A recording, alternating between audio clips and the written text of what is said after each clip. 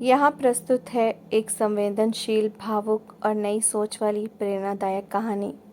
शीर्षक मिट्टी का दिया और ढलता सूरज। शहर की आपाधापी से दूर एक शांत छोटी सी बस्ती में रामचंद्र जी का 2 मंजिला मकान था। लाल ईंटों की दीवारें, आंगन में लगा गुलमोहर का पेड़ और बरामदे में रखी वो पुरानी लकड़ी की आराम कुर्सी। रामचंद्र जी पिछले साल ही डाकघर के क्लर्क के पद से सेवानिवृत्त हुए थे। उनकी पत्नी शोभा देवी एक सुलझी हुई, कम बोलने वाली लेकिन सबकी परवाह करने वाली महिला थीं। उनकी एक ही बेटी थी, भाविका। भाविका कोई ऐसी वैसी लड़की नहीं थी जिसने पढ़ाई पूरी की और विदेश जाकर माता पिता को भूल गई। वो शहर की एक बड़ी आईटी कंपनी में एक अच्छे पद पर काम करती थी। भाविका हर महीने नियमित रूप से पैसे भेजती, हर दूसरे दिन वीडियो कॉल पर माँ बाप का हाल चाल लेती और त्योहारों पर घर ज़रूर आती। उसने अपने माता पिता के लिए घर में नौकर रख दिया था ताकि माँ को रसोई में परेशानी ना हो। लेकिन रामचंद्र जी की आंखों में एक अजीब सा सूनापन रहता था। एक दिन शाम को जब शोभा जी ने चाय का कप रामचंद्र जी की तरफ बढ़ाया तो वो खिड़की से बाहर ढलते हुए सूरज को देख रहे थे। क्या सोच रहे हैं आप? शोभा जी ने पास बैठकर पूछा। रामचंद्र जी ने चाय की घूंट ली और एक मंद मुस्कुराए। कुछ नहीं शोभा, बस देख रहा हूँ कि ये सूरज भी पूरा दिन चमकने के बाद शाम को कितना अकेला और बेबस हो जाता है। ढलना तो सबका तय है। फिर वही उदासी वाली बातें, शोभा जी ने थोड़ा डांटते हुए कहा। भविका ने आज ही तो कॉल की थी, कह रही थी कि अगले हफ्ते वो हमारे लिए एक नया वाटर प्योरीफायर और नया टीवी भिजवा रही है। हमारी कितनी चिंता करती है वो। मैं जानता हूँ शोभा। रामचंद्र जी ने एक गहरी सांस ली। भविका बहुत अच्छी बेटी है, उसने हमें कोई कमी नहीं होने दी। लेकिन कभी कभी लगता है कि हमने अपनी पूरी ज़िंदगी सिर्फ दूसरों की चिट्ठियाँ बांटने में निकाल दी, खुद अपने जीवन का क्या पता लिखा। तभी ज़मीन के कोने में रखे पुराने बक्से की तरफ रामचंद्र जी का ध्यान गया। उन्होंने उठकर वो बक्सा खोला। उसमें धूल जमे हुए कागज़, कुछ पुरानी तुलिकाएँ, ब्रश और सूखे हुए रंग के डिब्बे पड़े थे। जवानी के दिनों में रामचंद्र जी को चित्रकारी का बहुत शौक था। वो कैनवास पर रंगों से तस्वीरें उकेरते थे। लेकिन जब परिवार की जिम्मेदारी आई तो उन्होंने अपने कैनवास और ब्रश को इसी बक्से में बंद कर दिया और डाकघर की नौकरी कर थाम ली।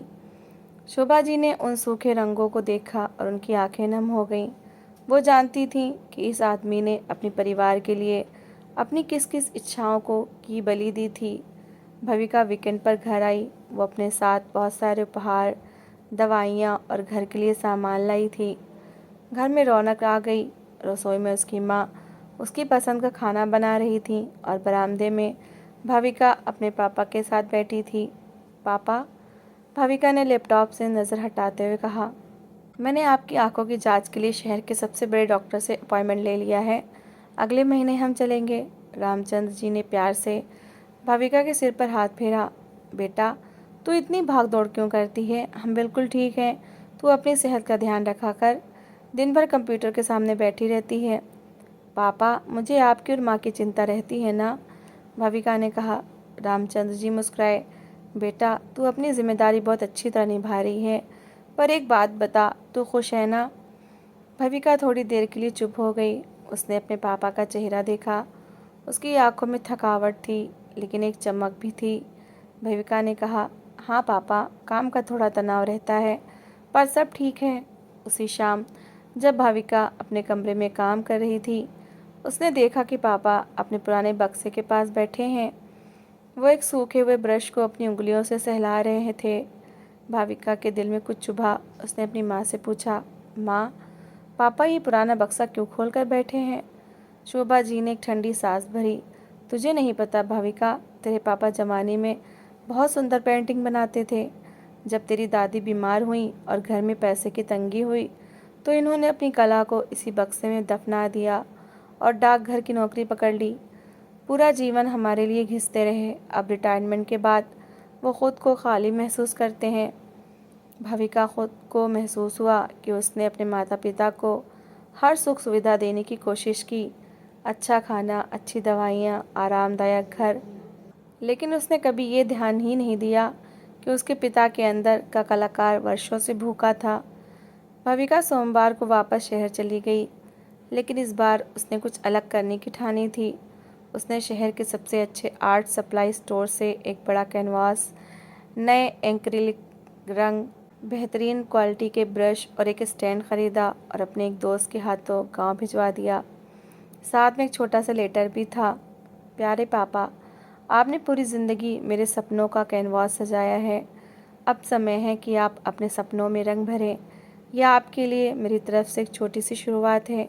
मुझे आपकी पुरानी वाली पेंटिंग देखनी है। आपकी भविका। जब रामचंद्र जी ने वो पार्सल खोला तो उनकी उंगलियां कांपने लगीं। नए रंगों की महक से उनका पुराना कमरा जैसे महक उठा। शोभा जी की आंखों में आंसू थे। क्या देख रहे हैं? शोभा जी ने कहा। शुरू कीजिए, आपकी बेटी ने भेजा है। रामचंद्र जी ने ब्रश उठाया, लेकिन हाथों में वो पुरानी वाली पकड़ नहीं थी। 60 साल की उम्र में उंगलियां कांप रही थीं। जब उन्होंने पहली बार सफ़ेद कैनवास पर लाल रंग की रेखा खींचने की कोशिश की तो ब्रश हाथ से छूटकर नीचे गिर गया। रंग फर्श पर फैल गया। रामचंद्र जी उदास होकर बैठ गए। नहीं शोभा, अब बहुत देर हो चुकी है। अभी हाथ सिर्फ पेंशन के कागज़ों पर दस्तखत कर सकते हैं, चित्रकारी नहीं। नहीं, शोभा जी ने फर्श से ब्रश उठाकर उनके हाथ में दिया। अगर आपकी बेटी 12 घंटे काम करके आपके लिए भेज सकती है तो आप उसके लिए एक बार फिर कोशिश तो कर सकते हैं। रामचंद्र जी ने हिम्मत जुटाई। उन्होंने रोज़ सुबह उठकर 1 घंटा चित्रकारी का अभ्यास करना शुरू किया। शुरुआती कुछ दिन बहुत निराशाजनक रहे। तस्वीरें बिगड़ती थीं, रंग फैल जाते थे, हाथ कांपते थे। लेकिन धीरे धीरे जैसे जैसे दिन बीतते गए उनकी उंगलियों की झिझक खत्म होने लगी। वो सुबह सुबह गांव के किनारे बने तालाब के पास चले जाते और ढलते उगते सूरज, उड़ते पंछियों और मिट्टी के कच्चे घरों के चित्र बनाने लगते। 6 महीने बीत गए। रामचंद्र जी का कमरा अब कैनवास और सुंदर पेंटिंग से भर चुका था। उनके चेहरे की उदासी गायब हो गई थी। अब वो एक रिटायर्ड कर्मचारी नहीं, बल्कि एक जीवंत कलाकार लग रहे थे। गांव के बच्चे भी उनके पास आकर पेंटिंग सीखने लगे थे। तभी एक दिन शहर से एक दुखद खबर आई। भाविका जिस कंपनी में काम करती थी वो घाटे में चली गई और भारी रिस्ट्रक्चरिंग के कारण भाविका की नौकरी छूट गई। इतना ही नहीं, उसने जिस स्टार्टअप में अपनी जमा पूंजी लगाई थी वो भी डूब गया। भाविका बुरी तरह टूट चुकी थी। वो अपने काम को बहुत प्यार करती थी। असफलता के डर और आर्थिक संकट ने उसे डिप्रेशन की कगार पर ला खड़ा किया। उसने अपने माता पिता को ये बात नहीं बताई क्योंकि वो उन्हें परेशान नहीं करना चाहती थी। लेकिन माँ का दिल तो सब जान लेता है। जब भाविका की वीडियो कॉल पर हंसी गायब हो गई और उसकी आंखों के नीचे काले घेरे दिखने लगे तो शोभा जी ने रामचंद्र जी से कहा, हमारी बच्ची तकलीफ़ में है, वो हमसे कुछ छिपा रही है। रामचंद्र जी ने अगले ही दिन शहर जाने की बस पकड़ी। जब रामचंद्र जी भविका के फ्लैट पर पहुँचे तो दरवाज़ा खुला हुआ था। अंदर सब बिखरा पड़ा था। भविका सोफे पर बैठी थी। उसके चेहरे पर निराशा का अंधकार था। भविका बेटा। रामचंद्र जी की आवाज़ सुनकर भाविका चौंक गई। अपने पापा को सामने देखकर वो अपने आंसू नहीं रोक पाई।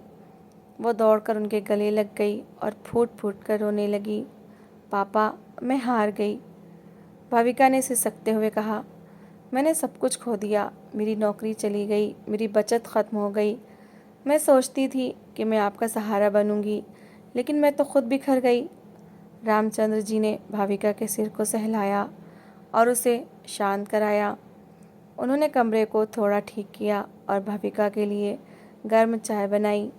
चाय का कप भाविका के हाथ में देते हुए रामचंद्र जी ने कहा, भाविका, जब तू छोटी थी और चलना सीख रही थी तो सैकड़ों बार गिरती थी, तेरे घुटनों पर चोट लगती थी, तू रोती थी, तो क्या मैंने तुझे चलना सिखाना छोड़ दिया था या तूने खड़े होना छोड़ दिया था?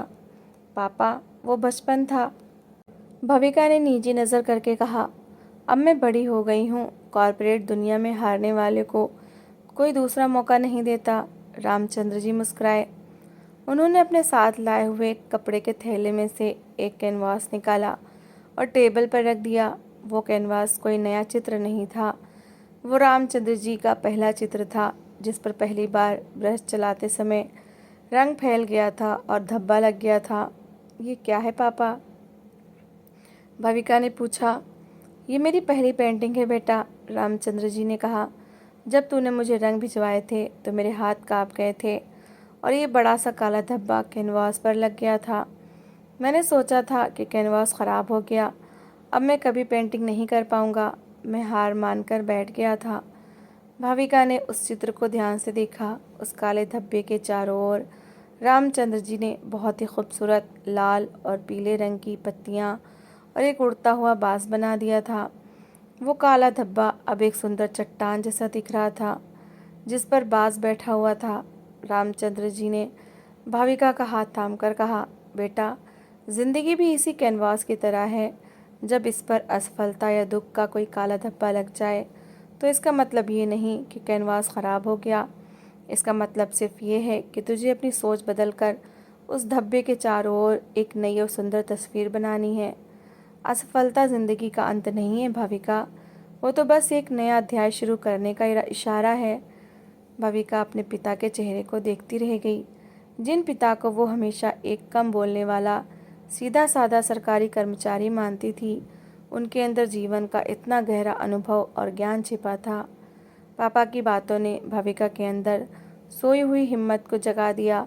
उसने महसूस किया कि असली सफलता नौकरी या पैसे में नहीं, बल्कि परिस्थितियों से लड़ने की ताकत में होती है। भाविका ने शहर के अपने उस फ्लैट को छोड़ दिया और कुछ महीनों के लिए गांव वापस आ गई। गांव की शांति, स्वच्छ हवा और माता पिता के निस्वार्थ प्रेम के बीच भाविका का तनाव धीरे धीरे कम होने लगा। उसने गांव में रहकर ही अपनी खुद की एक छोटी सी डिजिटल कंसल्टेंसी कंपनी शुरू करने का फैसला किया। इसी बीच भाविका ने देखा कि उसके पापा की पेंटिंग्स अद्भुत थीं। उनमें भारतीय गांव की आत्मा, प्रकृति का सौंदर्य और एक आम इंसान के संघर्ष की कहानी थी। भाविका ने सोचा, जब पापा ने मेरे डूबते हौसले को रंग दिया है तो क्यों ना मैं पापा की इस कला को दुनिया के सामने लाऊं। भाविका ने अपने डिजिटल मार्केटिंग के अनुभव का इस्तेमाल किया। उसने रामचंद्र जी की पेंटिंग्स के उच्च गुणवत्ता वाले फ़ोटो खींचे और उनका एक ऑनलाइन पोर्टफोलियो तैयार किया। उसने सोशल मीडिया पर द पोस्टमैन कैनवास, एक डाकिए का कैनवास नाम से एक पेज बनाया। भाविका ने हर पेंटिंग के साथ एक छोटी सी कहानी लिखी कि कैसे एक व्यक्ति ने अपने परिवार के लिए 30 साल तक अपने सपने को दबाकर रखा और 60 साल की उम्र में फिर से अपनी उंगलियों में ब्रश थामा। ये कहानी लोगों के दिलों को छू गई। देखते ही देखते the postman canvas social media पर वायरल होने लगा। लोगों को न केवल पेंटिंग्स बहुत पसंद आई, बल्कि उसके पीछे की प्रेरणादायक कहानी ने हज़ारों युवाओं को प्रेरित किया। 3 महीने के अंदर दिल्ली की एक बहुत प्रसिद्ध आर्ट गैलरी से भाविका को फ़ोन आया। वो रामचंद्र जी की पेंटिंग्स की एक एकल प्रदर्शनी, सोलो एग्जीबिशन आयोजित करना चाहते थे। जब भाविका ने खबर अपने पापा को दी तो वो विश्वास ही नहीं कर पाए। दिल्ली, मेरी पेंटिंग्स? बेटा, मैं तो बस अपने दिल की शांति के लिए बनाता हूँ, मेरी पेंटिंग्स कौन खरीदेगा? रामचंद्र ने हिचकिचाते हुए कहा। पापा, आपकी पेंटिंग्स में सच्चाई है, भाविका ने उनके हाथ जोड़ते हुए कहा। और दुनिया हमेशा सच्चाई को सलाम करती है। आप दिल्ली चलेंगे? प्रदर्शनी का दिन आया। दिल्ली की बड़ी गैलरी में रामचंद्र जी की 25 पेंटिंग्स सजी हुई थीं। बड़े बड़े उद्योगपति, कला प्रेमी और मीडिया के लोग वहां मौजूद थे। रामचंद्र जी सादे कुर्ते पैजामे में अपनी पत्नी और बेटी के साथ खड़े थे। वो थोड़े संकोची महसूस कर रहे थे। तभी गैलरी के मुख्य अतिथि, जो देश के जाने माने चित्रकार थे, रामचंद्र जी के पास आए। उन्होंने रामचंद्र जी की सबसे मुख्य पेंटिंग के सामने खड़े होकर कहा, इस पेंटिंग में जो गहराई है वो सालों के अनुभव और त्याग से आती है। रामचंद्र जी, आपकी कला ने साबित कर दिया कि सपने देखने और उन्हें पूरा करने की कोई उम्र नहीं होती। गैलरी तालियों की गड़गड़ाहट से गूंज उठी। रामचंद्र जी की आंखें भर आईं। उन्होंने पीछे मुड़कर भाविका को देखा। भाविका की आंखों में गर्व के आंसू थे। उस दिन रामचंद्र जी की लगभग सभी पेंटिंग्स बिक गईं, लेकिन सबसे महत्वपूर्ण बात ये थी कि एक डाकिया जो पूरी ज़िंदगी दूसरों के पत्रों को पते तक पहुंचाता रहा था, आज अपनी पहचान के पते पर पहुंच चुका था। प्रदर्शनी की सफलता के बाद रामचंद्र जी को कला अकादमियों में वर्कशॉप लेने के आमंत्रण मिलने लगे। उन्होंने अपनी कमाई का एक बड़ा हिस्सा गांव के गरीब बच्चों को मुफ्त कला और शिक्षा देने के लिए एक ट्रस्ट में लगा दिया। भविका की डिजिटल कंपनी भी अब चल पड़ी थी। उसने शहर की आपाधापी छोड़कर गांव से ही काम वर्क फ्रॉम होम करने का फैसला किया। उसने महसूस किया कि अपने माता पिता के पास रहकर जो मानसिक शांति और प्रेरणा मिलती है वो किसी बड़े शहर के गगनचुंबी अपार्टमेंट में नहीं मिल सकती। एक शाम रामचंद्र जी अपने घर के बरामदे में बैठे नए कैनवास पर रंग भर रहे थे। शोभा जी पास ही बैठी चाय बना रही थी और भविका अपने लैपटॉप पर नया प्रोजेक्ट तैयार कर रही थी। सूरज ढल रहा था, लेकिन इस बार रामचंद्र जी की आंखों में कोई उदासी या सूनापन नहीं था। ढलता हुआ सूरज भी अब उनके कैनवास पर एक सुनहरे और चमकदार कल की उम्मीद बनकर चमक रहा था। रामचंद्र जी ने मुस्कुराते हुए भविका से कहा, भविका बेटा, तुझे पता है जिंदगी की सबसे सुंदर पेंटिंग कौन सी होती है? भविका ने अपना काम रोककर पूछा। कौन सी पापा? रामचंद्र जी ने शोभा जी और फिर भविका की तरफ देखा और कहा, वो पेंटिंग जिसमें परिवार के हर सदस्य का रंग अलग हो, लेकिन सब मिलकर एक खूबसूरत तस्वीर बनाते हो। तूने मुझे मेरा भूला हुआ रंग वापस लौटा दिया। भविका ने अपने पापा का हाथ थाम लिया। और आपने मुझे सिखाया पापा कि जब जिंदगी का कैनवास काला पड़ने लगे तो हिम्मत के रंगों से एक नया सवेरा कैसे लिखा जाता है। कहानी की प्रेरणा, सपनों की कोई एक्सपायरी डेट नहीं होती। उम्र चाहे 20 साल हो या 60 साल, अगर आपके अंदर लगन है तो आप किसी भी उम्र में अपने सपनों की शुरुआत कर सकते हैं। असफलता एक मोड़ है, अंत नहीं। जब जीवन में परिस्थितियां विपरीत हों तो हार मानने के बजाय दृष्टिकोण बदलकर नए सिरे से शुरुआत करनी चाहिए। सच्चा संबंध और सहयोग, माता पिता और बच्चों का रिश्ता सिर्फ आर्थिक ज़रूरतों को पूरा करने तक सीमित नहीं है। एक दूसरे के सपनों, भावनाओं और मानसिक स्थिति को समझना और कठिन समय में एक दूसरे की ढाल बनना ही सच्चे परिवार की पहचान है। तो दोस्तों, इस कहानी को लेकर आपकी क्या राय है? कमेंट सेक्शन में अपनी राय ज़रूर शेयर करें। और अगर आपको हमारी आज की कहानी अच्छी लगी हो तो प्लीज़ इसे लाइक शेयर ज़रूर करें। और ऐसी ही emotional, suspense, family story, love story, motivational story को सुनने के लिए मेरे चैनल को सब्सक्राइब ज़रूर करें। तो मिलते हैं एक नई और दिलचस्प कहानी के साथ। Thanks for watching.